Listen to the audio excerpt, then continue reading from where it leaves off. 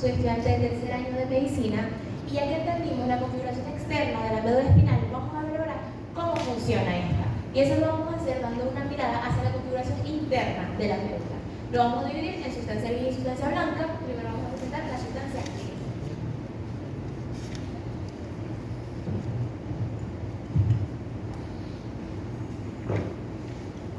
Bien, ya esto lo hablamos, vamos a dar un pequeño repaso. Cuando hacemos un corte transversal de la médula espinal, vamos a ver que hay dos tipos de sustancias, sustancia gris y sustancia blanca.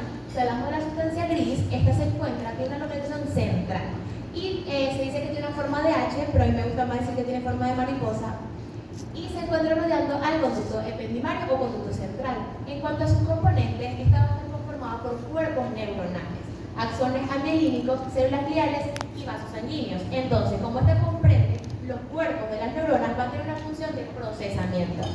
Luego tenemos la sustancia blanca, que se encuentra en la periferia, que se compone de axones mielinizados y células gliales.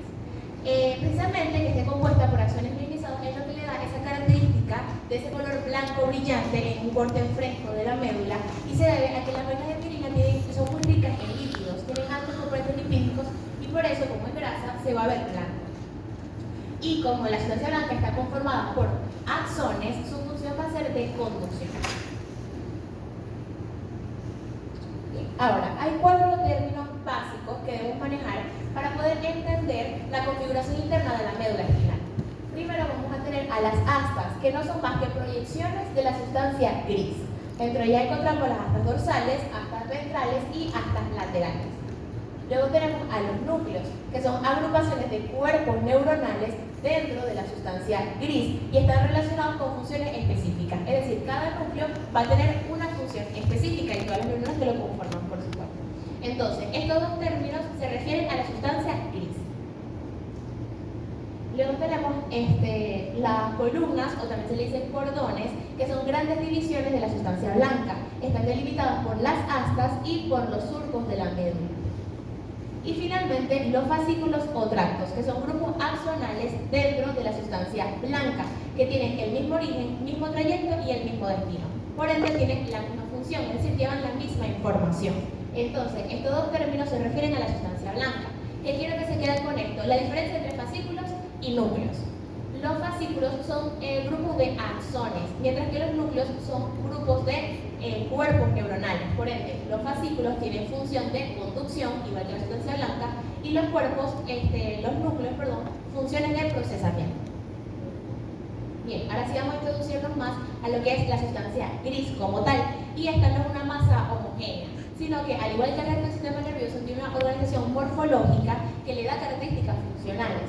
Vamos a tener al asta posterior, que son largas, delgadas, regulares y alcanzan hasta el extremo posterior. Estas tienen una orientación dorsolateral y muy importante, son de naturaleza sensitiva. Luego tenemos a la comisura gris, que es ese espacio intermedio entre las astas posteriores y las astas anteriores, que comprende, se encuentra rodeando al conducto central o ependimario, y en ella pueden o no encontrarse las astas laterales dependiendo de qué segmento angular estamos hablando, pero eso lo vamos a ver más adelante. Entonces se encuentra rodeando al conducto central o ependimario, que no es más que un conducto por el cual circula líquido cefalorraquídeo y está revestido por ependimocito. El líquido cefalorraquídeo tiene la función de transportar nutrientes, iones, y también tiene una función de amortiguador para golpes o traumatismos en este sistema nervioso central. Y se continúa hacia arriba con el cuarto ventrículo. Y por último tenemos el asta anterior, que son más voluminosas, irregulares, tienen una relación parasagital y son de naturaleza motora. Entonces, las astas posteriores de naturaleza sensitiva y las astas anteriores de naturaleza motora. Bien, ahora, esta configuración interna de la médula espinal no es igual en todos sus segmentos. Vemos aquí distintos cortes a distintos niveles de la médula espinal, y no solamente es distinto en sus dimensiones. Por ejemplo, vemos que esta es más redonda, esta es más ancha, sino también que hay diferencias en la proporción que tengan entre sustancia blanca y sustancia gris. Vamos a ver ahora cada uno de estos cortes más en profundidad. Tenemos primero un primer corte a nivel del tercer segmento cervical. Vemos entre sus características que hay poca sustancia gris, vemos que las astas son delgadas, son finas y hay mucha sustancia blanca. En cuanto a astas, vamos a observar astas anteriores y astas posteriores. Ahora, si hacemos un corte más bien a nivel del sexto segmento cervical, vamos a ver que hay un ensanchamiento horizontal, se ve mucho más gordita.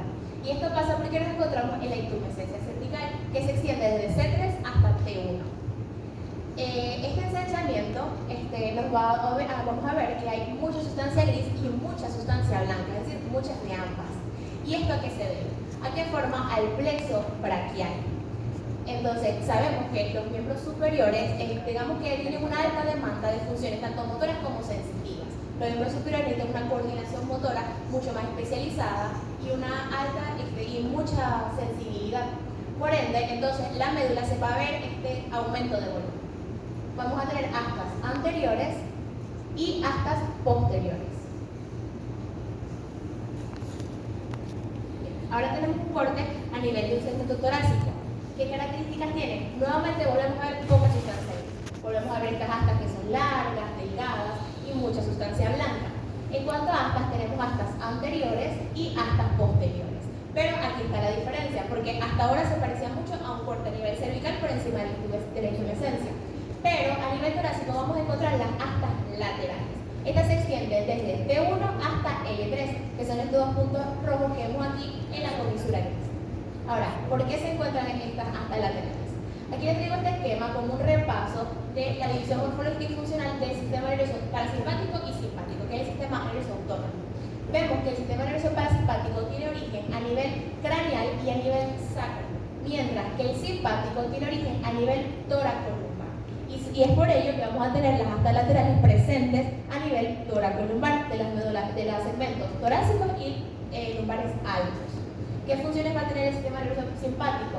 Hace aumentar la frecuencia cardíaca, inhibir la actividad estomacal, inhibir la actividad intestinal, secretar adrenalina y noradrenalina, etc. Entonces, por ende, estas astas laterales van a tener función simpática. Luego tenemos a un corte a nivel de un segmento lumbar. Nuevamente volvemos a ver esa médula ensanchada, gordita, con mucha sustancia gris y ahora poca sustancia blanca. Y esto se debe que a medida que vamos descendiendo, vamos a empezar a ver que hay menos sustancia blanca, va a predominar la sustancia gris. Y esta intumescencia se da nuevamente porque da origen al plexo lumbosacro. Y lo mismo, tiene una alta demanda de funciones motoras y sensitivas para la médula. Astas, vamos a tener las astas anteriores, las astas posteriores y las astas laterales, dependiendo de a qué nivel lumbar hagamos el corte. En este caso, como aún sigo viendo las astas laterales, quiere decir que puede ser un corte a nivel de L1 o L2. Y finalmente, terminamos con un segmento sacro. Vamos a ver que ahí se encuentra mucha sustancia gris, poca sustancia blanca, por lo que les comentaba que a medida que vamos bajando va perdiendo sustancia blanca, da origen al plexo sacro y es de un diámetro posiblemente menor porque nos estamos acercando ya al cono medular. Encontramos astas anteriores y astas posteriores. Muy bien, ahora vamos a ver cómo se organizan los núcleos dentro de esta sustancia gris para poder darles esas funciones. Vamos a empezar con la columna posterior y ya desde aquí sabemos que todos los núcleos que se encuentran en la columna posterior van a tener función sensitiva o motora. Sensitiva. Muy bien. Entonces empezamos de afuera hacia adentro, de la periferia al centro. El primero que tenemos es el núcleo marginal o núcleo de Waldeyer. Este se encuentra en el seno periférico del asta posterior y sus eferencias van a formar al fascículo espinotalámico lateral.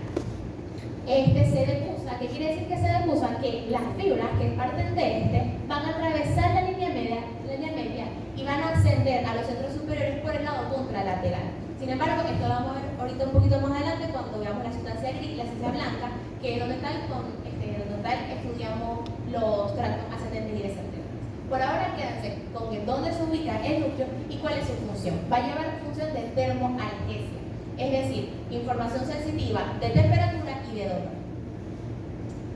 Luego tenemos al núcleo gelatinoso o sustancia gelatinosa de Rolando, que se encuentra en la cabeza del asta posterior, cuyas eferencias también forman parte del fascículo espinotalámico lateral. También se decusa y por ende lleva la misma información, termoalgesia. Tercer núcleo, tenemos al núcleo propio, que se encuentra entre la cabeza y la base del asta posterior, que nos estamos acercando a la base.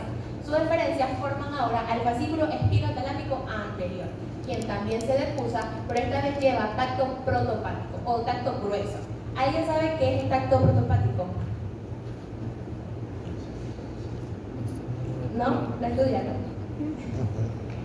Ok, entonces, tenemos modalidades sensitivas. El tacto lo podemos dividir en tacto protopático y tacto epicrítico. El tacto protopático yo lo entiendo así, es como saber si nos están tocando o no.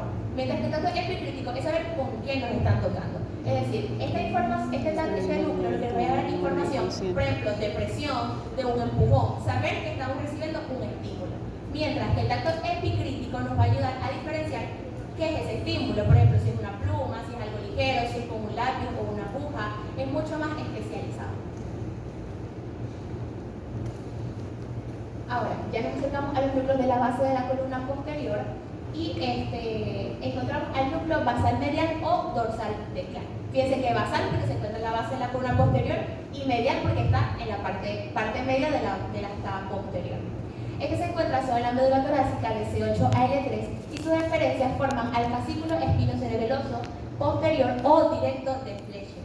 Y por ende no se decusa, por eso se denomina directo. Es decir, que su información asciende a los núcleos superiores por el mismo lado. ¿Qué información lleva? Sensibilidad profunda e inconsciente, es decir, propiocepción. Ahora, ¿alguien sabe qué significa propiocepción? La capacidad de saber cómo estamos posicionados. Ok, bien. Es información que viene de nuestro propio medio interno. Entonces, exterocepción es información que viene del exterior. Y propiocepción es información que viene del propio medio interno, exacto. Cómo estamos posicionados, la contracción de nuestro músculo a través del órgano espindoso y los usos musculares, de nuestras articulaciones, todo eso. Y por último, en la columna posterior tenemos al núcleo basal lateral o núcleo de Vesterium. Se encuentra en la parte lateral del asta posterior. Sus referencias forman al fascículo espinocerebeloso anterior o cruzado de Bowers y sí se decusa. También lleva la misma información profunda inconsciente o propiocepción. Pasamos ahora con la comisura gris. En primer lugar, tenemos uno más medial, que es el núcleo intermedio medial, que se ubica en la porción medial de la comisura gris. Y no tiene una función conocida hasta ahora, o hay mucha diferencia entre las distintas literaturas, incluso hay literaturas que ni siquiera lo incluyen. Ahora, en sí lo vamos a enfocar un poquito más, el núcleo intermedio lateral. Se ubica en la porción lateral de la columna, de la comisura gris. ¿Qué función va a tener? Depende de a qué nivel o a qué segmento hagamos el corte. Si nos encontramos en un segmento torácico de T1 a L3, este es el núcleo que va a formar a las astas laterales. Entonces va a tener una función simpática, de naturaleza simpática. Mientras que si nos encontramos en un segmento sacro de S2 a S4, este núcleo adquiere el nombre de núcleo parasimpático sacro. Por ende va a tener una función parasimpática. ¿Por qué pasa esto? Nuevamente les traigo el mismo esquema a colación, que el sistema parasimpático tiene origen a nivel craneal y a nivel sacro, y el parasimpático a nivel torácico. Entonces, si nos encontramos en un segmento sacro, en la comisura gris, en el núcleo intermedio lateral, vamos a tener funciones parasimpáticas, por ejemplo, promover la erección de los genitales. Y por último, vamos con la columna anterior, que desde ya sabemos que tiene función sensitiva o motora. Entonces los dos núcleos que vamos a tener aquí van a tener función motora. Tenemos primero al antero medial, que su nombre lo dice, la columna anterior medial, y sus aferencias vienen tanto de las vías motoras piramidales como extrapiramidales. Y va a proporcionar inervación a la musculatura axial del cuello y del tronco. Y es fácil recordar, ya que se encuentra en la parte medial, entonces lleva información a los músculos que se encuentran cercanos a la línea media del cuerpo. Por ende, esto nos va a ayudar, por ejemplo, a mantener la postura de nuestro cuerpo porque inerva músculos de la espalda. Y luego, por último, tenemos al núcleo anterolateral, es decir, que está en la columna anterior lateralmente. Sus aferencias también vienen de las vías motoras piramidales y extrapiramidales, y ahora va a tener una inervación a la musculatura apendicular, es decir, la musculatura de nuestros miembros. Entonces, estos dos núcleos, sobre todo el núcleo anterolateral, va a tener un mayor desarrollo en las insuficiencias cervicales y lumbares, que como les mencioné, aquí se da este engrosamiento, vemos unas astas anteriores mucho más tortuosas, más engrosadas, por la necesidad o la demanda motora que tienen los miembros superiores e inferiores. Bien, entonces, ahora, para integrar todo lo que acabamos de ver, vamos a aplicarlo a la clínica. Y esto lo vamos a hacer con el síndrome de la arteria espinal anterior o síndrome del cordón anterior. Para eso primero vamos a repasar rapidito la inervación de vascularización de la médula espinal Esta estaba priorizada por dos arterias dorsolaterales o dos arterias posteriores, espirales posteriores, y una arteria espiral anterior, que esta es la que nos vamos a enfocar. Y es bastante curioso porque a pesar de que es una arteria, irriga los 2/3 anteriores de la médula, mientras que estas dos arterias solamente irrigan el tercio posterior. Ahora, ¿qué pasa? ¿Cómo se hace el síndrome? Cuando haya una oclusión o una interrupción en la irrigación de esta arteria espinal anterior. Y esto va a provocar una isquemia en los 2/3 anteriores de la médula espinal. ¿Qué puede causar esta interrupción? Embolismo, traumatismo, hernias discales que compriman a la arteria espinal anterior, tumores, procedimientos médicos o quirúrgicos como una cirugía, por ejemplo, de la aorta torácica y aterosclerosis. Ahora, si vamos a decir que esta interrupción del flujo sanguíneo se da a nivel del segmento cervical, del segmento espiral L4.